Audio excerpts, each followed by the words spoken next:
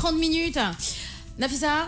Oui, alors je pense que vu que Bintou n'est pas là, on va commencer avec moi. Oui. On va commencer par le portrait du jour qui est Samba Diabaré Samb. Samba Diabaré Samb, made in Sénégal, un vrai produit traditionnel du Sénégal. Donc on écoute le magnéto, puis on revient, on en débat avec les auditeurs et les internautes. Je rappelle aussi le 88 628 99 90 est ouvert, c'est-à-dire le serveur de King FM si vous êtes au Sénégal. Si vous êtes à l'international, c'est le 00 221 33 841 22 90. Here we go.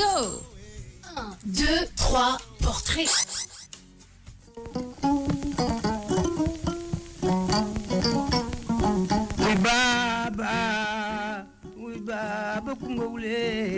Né en 1924 à Mouy, dans la région de Louga au Sénégal, dans une famille de Gaoulo Alpolar, Samba Diabaré Samb est un griot, laudateur et khalamkat. C'est aussi et surtout un généalogiste, un chroniqueur social, un historien et un poète très populaire dans tout le pays.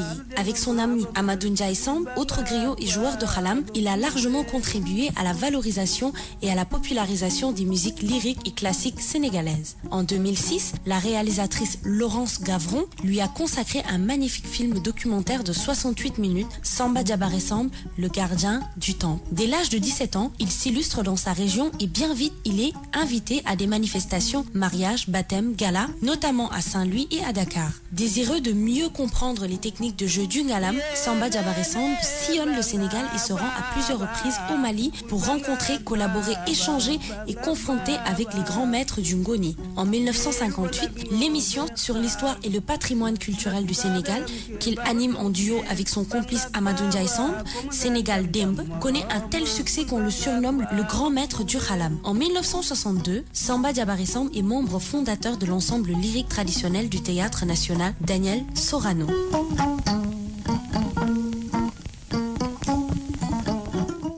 Alors là, Nafissa, par rapport à ton portrait Samba Diabaré Samb, tu parles à des personnes qui ont connu Monsieur Samba, feu Samba Diabaré Samb. Là, actuellement, ces personnes-là ont la quarantaine. Pardon, il n'est pas... Non. Oui, je n'ai pas compris.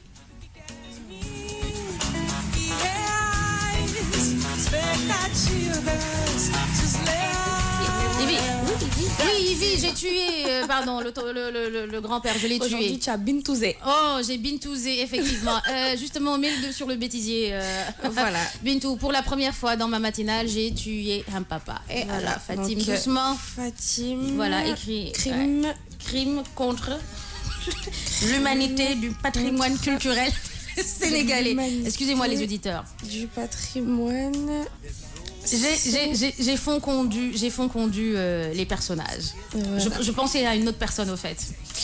Et pourtant je connais le monsieur. Oui, tu as mis la photo en plus. Bah oui, tu as mis la photo, j'ai regardé tardivement. Sorry. Il n'est pas mort, monsieur le tonton. Samba Diabaré Samb, le grand-papa même, on va dire. Le grand-papa, oui. Parce que, comme vous avez entendu dans le magnéto, il est né en 1924. Oui, c'est pourquoi je me suis dit peut-être éventuellement dans la possibilité Astafourla. Ouais, là c'est vrai. Le Astafourla, bon, parce que vraiment, Fatim vient de faire ben oui. tuage. J'ai tué en direct. Voilà, donc comme vous avez entendu le magnéto, et puis pour être un peu plus précis, pour que même les personnes, c'est qui Samba Diabaré Samb, c'est lui qui a chanté Nyani Bagna. Oui, Nyani Bagna. Ah bah voilà, oui, donc je pense qu'après Sidaouda, il a ce son-là en boîte, voilà, ils connaissent bien. Très et bien, même nous, on connaît parce que c'est une chanson qui a quand même fait son temps et qui continue quand même d'intéresser pas mal de monde. Alors Samba Diabaré Samb est né en 1924, donc c'est un Gaoulo Alpolar. Donc les Gaoulo Alpolar, on peut dire c'est des griots. Je suis restée dedans, je te jure, je suis bloquée là. Là, je suis bloquée. Touche du bois. Je touche du bois. Ils vivent longtemps. J'ai tué quelqu'un. Ah, il y a ses enfants qui nous écoutent. Hein. Il a des enfants qui nous écoutent. Oui, désolé. Allez, on continue.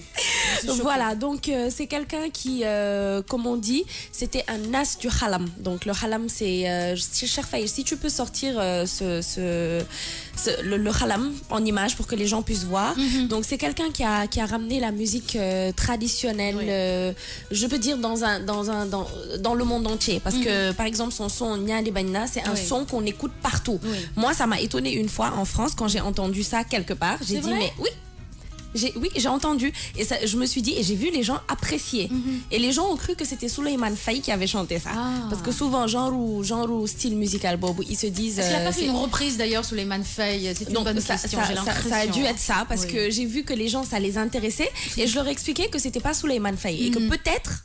Il a chanté lors d'un concert, mais que c'était pas sa chanson. La chanson originale venait de quelqu'un qui s'appelait Samba Diabaré Samb, qui était un griot sénégalais alpulaar, comme on les appelle les gaoulo. Donc c'est lui qui a chanté cette chanson-là. Par exemple, quand vous entendez, on entend sa voix. Oui. Alors, on va parler un tout petit peu de son parcours. Donc, il a commencé à l'âge de 17 ans, où il s'est illustré, on a dit, très bien vite, et on l'a invité dans des mariages. Il a débuté comme ça. Donc, lui, c'est quelqu'un qui a débuté dans les mariages, les baptêmes. Donc, c'est encore un exemple pour dire qu'il a quand même trimé aujourd'hui pour arriver à ce nom-là. Parce que c'est une référence pour beaucoup d'artistes. Alors, il a fait le Théâtre National Daniel Sorano, où il a entraîné beaucoup de chanteurs, où il a eu à entraîner la troupe de Daniel Sorano, c'est-à-dire les dames comme Soda Mama, qui l'ont beaucoup côtoyé. Ouais. Alors, par rapport à l'ensemble lyrique traditionnel, Samba Diabaré Samb a sillonné le monde à plusieurs reprises à travers des festivals, des semaines culturelles et des galas.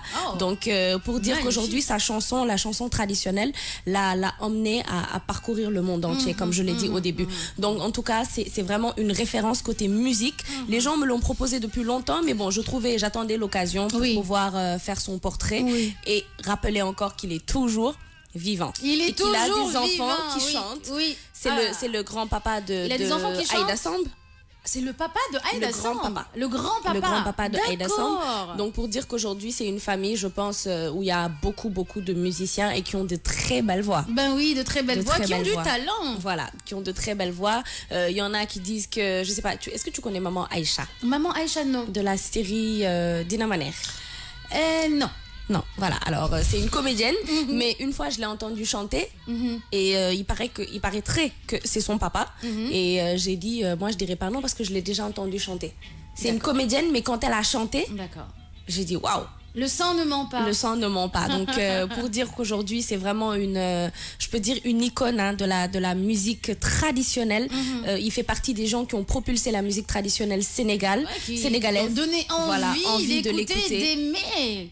Voilà, et pour dire que ça a fait le tour du monde, comme je l'ai dit dans le Magnéto, il a fait des festivals, il a fait des galas, et jusqu'à présent, les gens mettent sa musique. Par exemple, quand on va dans certaines cérémonies à la présidence de la République, quand vous regardez à la télé, vous voyez que c'est Niani Banina qui passe lors du défilé, lors du défilé, du 4 avril. Voilà, et tout ça, c'est grâce à lui. D'accord, en tout cas, vraiment, c'est une référence. Voilà. Et ça restera une référence en parlant de Aïda Samb à 8h38. On continue en musique dans la matinale de King FM. Merci Nafissa.